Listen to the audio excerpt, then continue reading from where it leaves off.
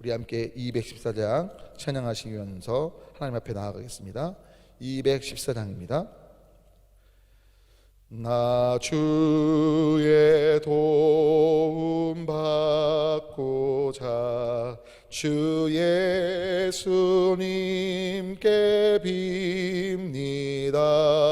그 구원 허락하시사 날 받아주소서.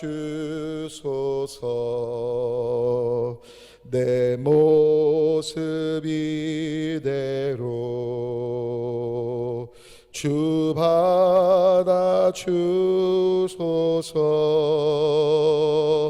날 위해 돌아가신 주 날 받아주소서.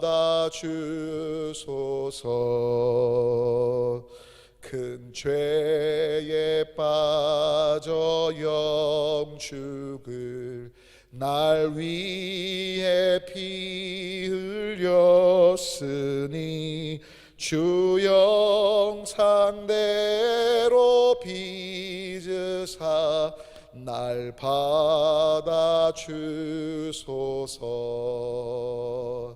내 모습 이대로 주 받아주소서. 날 위해 돌아가신 주 날 받아주소서. 내 힘과 결심 약하여 늘 깨어지기 쉬우니 주 이름으로 구원해 날 받아주소서. 내 모습 이대로 주 받아주소서. 날 위해 돌아가신 주 날 받아주소서.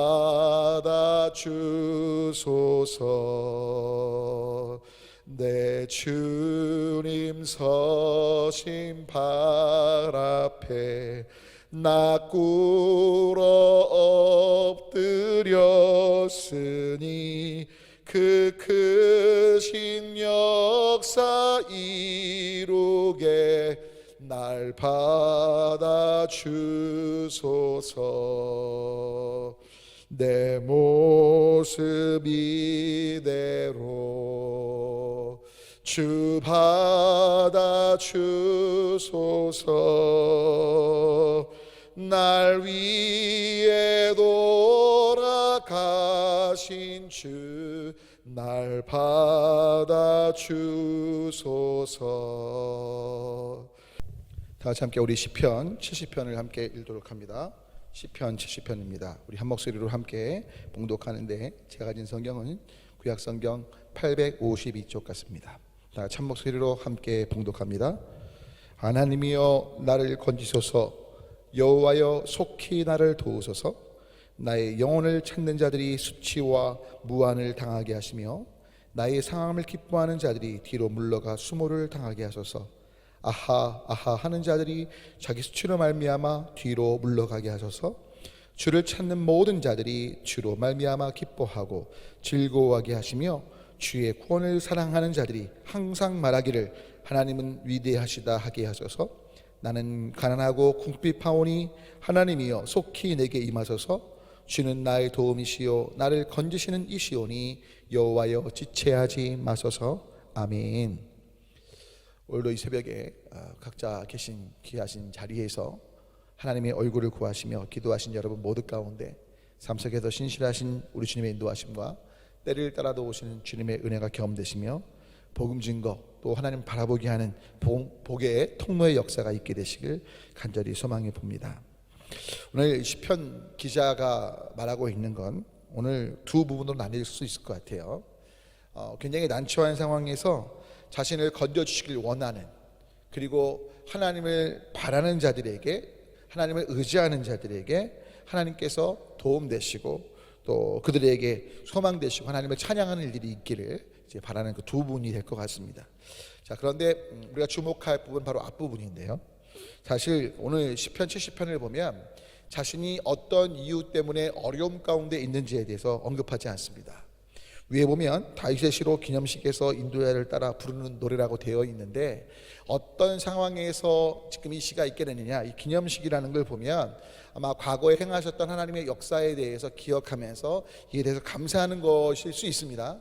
그런데 중요한 사실은 그 감사 속에 어떤 이유에 대해서, 여러분 사실 사람이 어려움 가운데 딱 빠지면 제일 먼저 드는 생각은 왜 이렇게 어려운 것일까, 무엇 때문일까라는 생각을 하는데, 오늘 시편 기자는 그 이유에 대해서는 마음을 두지 않습니다. 우리가 어떤 실수를 해서 어떤 어려움 가운데 있게 됐다, 누구 때문에, 또 나의 어떤 잘못 때문에 등등 이유에 대해서 말하지 않습니다.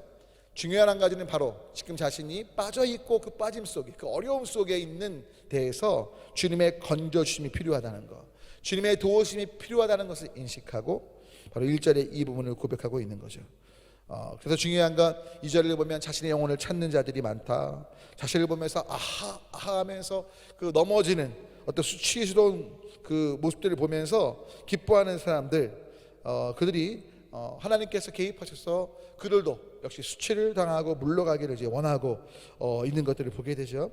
여하튼 중요한 한 가지, 바로 시편 기자는 자신이 어려운 여러 가지 상황들 속에서 이유가 아니라 건드실 하나님께 초점을 뒀다는 걸 오늘 좀 주목하실 필요가 있습니다. 그래서 부탁 올리긴, 여러 어려움 당할 때 사람들을 어떻게 보면 판단하면서 또 분석하면서 또 미워하면서 어떻게 내가 이것을 극복해 갈까라는 마음 이전에 하나님께서 건드시고 회복시키셔야 된다는 것들을 중심에 두시면 좋겠습니다. 특별히 오늘 이 시편 기자의 모습은 과연 그의 삶의 중심에 무엇이 있었는지를 명백히 보여주는 거죠.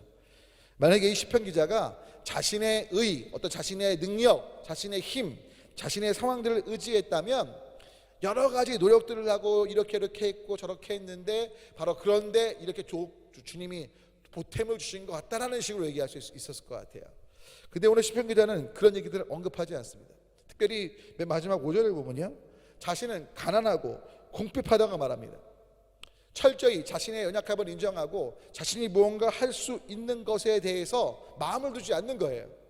왜 할 수 있는 것이 없었겠어요? 굉장히 많았을 거라 생각이 들고 아마 많은 행동을 했을 겁니다. 하지만 그럼에도 순수한 오늘 다윗의 시로 보이는 이 시편 기자의 고백은 자신은 철저히 무능하고 연약하고 부족하기에 하나님이 건져주셔야 되고 하나님이 임하시고 하나님이 도움이 되셔야 된다는 것을 고백하고 있는 겁니다. 결국 오늘 시편 기자의 제일 중요한 중심은 오직 하나님이 자신의 인생의 삶의 책임자고 주권자고 소망이신 것을 고백하고 있는 거죠. 바로 이것이 어느 때요? 어려움 당하고 정말 고난과 역경 속에 많은 대적자들로부터 고통당하는 그 순간에 바로 다윗의 고백인 것을, 시편 기자의 고백인 것을 우리는 주목해야 할 겁니다. 여러분, 그 중국의 문화혁명이라는 걸 아실 겁니다. 모택동이라고 하실 텐데요. 그때 중국의 그 문화혁명 당시에 굉장히 많은 선교사님들이 추방을 당했습니다. 그러니까 복음에 정말 최선을 다해 전했던 선교사님들이 핍박을 받고 또 추방 명령이 떨어진 상황 가운데 이제 선교사님이 이제 추방을 당하시면서 그 중국의 현지 이제 예수님 믿고 목회자가 된 분을 같이 차를 마시면서 이제 마지막 담소를 나누는 겁니다. 저는 지금 추방 당하는데 이제 당신이 중국에 있으면서 나의 뒤를 이어 목회를 하고 또 복음을 전하고 교회를 섬길 때 굉장히 큰 핍박과 혼란이 몰려올 겁니다. 그래도 이 모든 것들을 잘 견디실 수 있겠습니까? 라고 물어본 거죠. 아마 저라면 또 여러분이라면 두려워요. 진짜 공산당 무서운데 두려워요. 그래요. 진짜 큰 혼란과 핍박, 박해 어떻게 극복할지 정말 난처해요 라고 말할 수 있는데, 이 중국 현지 목회자가 선교사님께 이렇게 말씀하셨다는 거예요. 선교사님, 그때 차를 마시고 있었는데 아시겠지만 중국이 차 문화가 많이 발달되어 있는데 차를 마시는 그 차를 보면서 이렇게 말하는 거예요. 선교사님, 이 차가 참 뜨겁죠. 그러면서 이제 차에 있던 티백을 이제 들으셨대요. 그러면서 이렇게 이야기합니다. 선교사님, 이 티백이 뜨거운 물 속에 들어갔다고 해서 그 맛을 잃나요? 선교사님이 아니죠. 뜨거운 물 속에 가서 무슨 티가 맛이 없어지나요? 라고 얘기를 했다는 거죠. 그러자 그 중국 현지 목회자가 이렇게 선교사님께 이야기했다는 거예요. 선교사님, 이 티백은 오히려 이 뜨거운 물 속에 들어갔을 때 더욱더 맛이 진하게 우러납니다. 선교사님 지금 환난과 핍박, 어려움 닥쳐올 거 알지만 이제야말로 진짜 제 믿음의 어떤 상황에, 현 주소에, 또 가치에 대해서 생각할 수 있고 또 하나님께서 어떻게 역사하실지 기대가 됩니다 라고 고백했다는 겁니다. 뜨거운 물 속에서 티백이 맛을 내는 것처럼 진짜 신앙의 맛이 환난과 박해라는 그 뜨거운, 어떻게 보면 시험의 용광로 속에서 자신의 신앙의 아름다운 맛들이 나게 하실 하나님을 기대하면서 이 고백을 했다는 거죠. 사랑하는 여러분, 우리가 어려움 당할 때일수록 우리 한번 이 티백 얘기를 깊이 생각해 보고요. 또 오늘 시편 기자의 태도를 취할 필요가 있습니다. 여러분, 어떤 분이 암으로 어려움 당하실 때, 여러분 암이 걸리셨을 때 제일 중요한 건 일단 원인보다는 그 암세포를 어떻게 빨리 없애는가가 중요해요.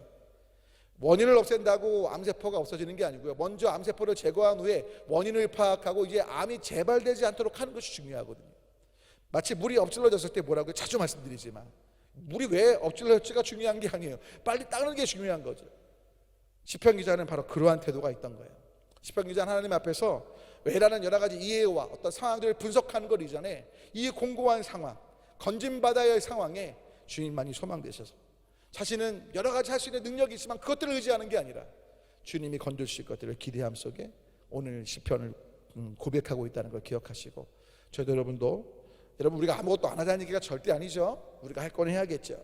하지만 근본적으로 먼저 있어야 할 것은 하나님의 도우심 없이는 안 된다는 그 고백하에, 그리고 정말 우리의 신앙이 또 하나님께서 허락하신 그 은혜들이 오히려 뜨거운 시련의 욕망로 속에서 오히려 그 맛을 드러낼 수 있고 바랄 수 있는 계기가 될 수 있게 그렇게 하실 하나님을 기대하면서 오직 하나님의 뜻대로 반응하는 그 길에 다시 한번 성령님의 도우심을 가며 나아가는 우리 모두가 되면 좋겠습니다. 함께 기도하겠습니다. 나라와 민족을 위해 계속 기도해 주시면 좋겠고요. 역시 코로나19 의료진 방역당을 위해 기도해 주시고 믿음의 세대가 세워지도록, 특별히 환우들, 우리 노철자 입사님 외에도 많은 분들 계신데 주변에 있는 분들 떠올리시면서 함께 기도하시면 좋겠고요. 전도 대장자들을 위해서 또 여러분 예배 가운데 기름 부으심이 넘쳐나도록 섬기시는 모든 분들을 위해서, 또 부족한 종을 위해서도, 우리 선교사님들을 위해서도 다 같이 함께 주님 뜻은 주여 외치고 계속 이어지는 기도 제목 보시면서 함께 읽으시면서 중보해 주시기 바랍니다. 기도합니다. 주님